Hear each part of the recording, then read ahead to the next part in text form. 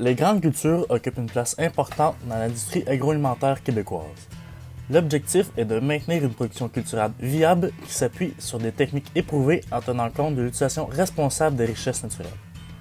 À l'échelle mondiale, une superficie de 939 millions d'hectares par an est cultivée en grande culture.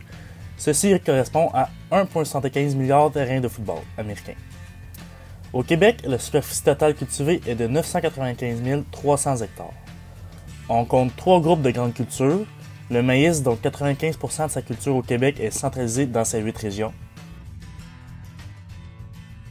Le soya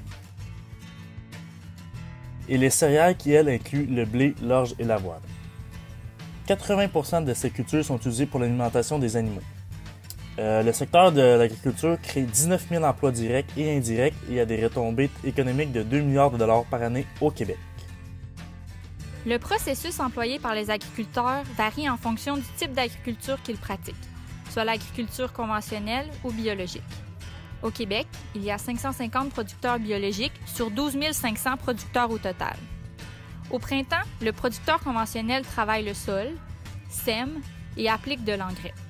En biologique, l'engrais est remplacé par du fumier pour la fertilisation des sols. L'été, en conventionnel, un deuxième passage d'engrais est effectué afin de stimuler la croissance des plants. L'arrosage permet d'éliminer les herbes non désirées. Le travail dans les champs tout au long de la croissance des plantes se résume au sarclage en biologique. Le producteur passe avec un sarcleur quelques fois dans l'été jusqu'à ce que les plantes atteignent un stade de maturité, empêchant les machineries de passer. Cette pratique permet de retirer les mauvaises herbes pouvant nuire à la croissance des cultures.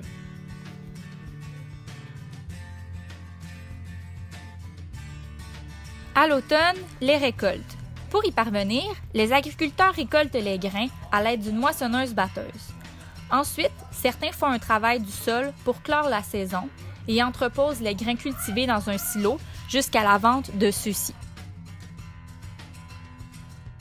L'agriculture conventionnelle a ses avantages et ses inconvénients.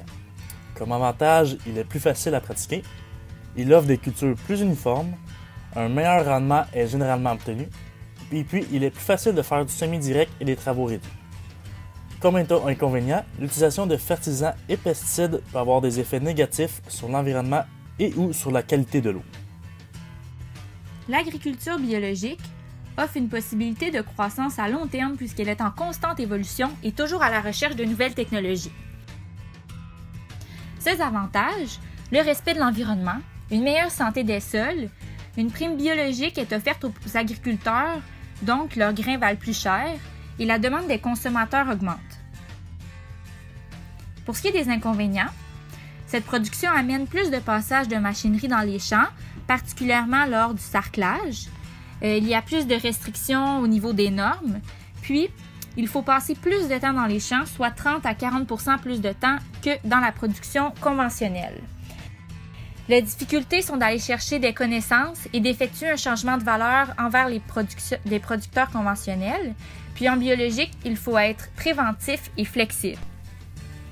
Les cultures récoltées au Québec alimentent différents marchés tels que les minoteries pour faire de la farine et les malteries pour faire de la bière, les boulangeries qui font du pain, la fabrication d'huile végétale pour l'alimentation animale et une légère part du maïs cultivé est utilisée pour faire de l'éthanol à l'aide des biocarburants.